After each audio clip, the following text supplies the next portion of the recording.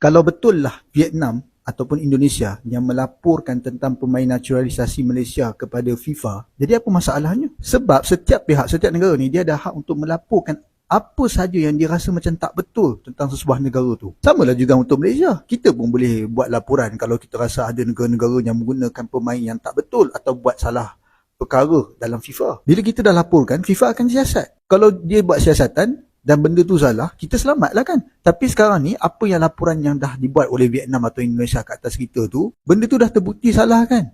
Kita sampai dah kena hukum kan. Jadi daripada kita sibuk nak tuduh negara itulah yang laporkan dan sebagainya, kenapa kita tidak mencari siapa sebenarnya yang telah merosakkan pasukan bola sepak kita ni? Siapakah individu yang membuat perkara yang tak betul tentang pemain naturalisasi ni? Tak perlu ambil kisah negara apa yang buat laporan ni. Cuma sekarang ni, yang jadi persoalan, laporan yang dibuat tu memang terbukti betul dan kita telah dihukum. Jadi kita nak salahkan mereka ke lagi?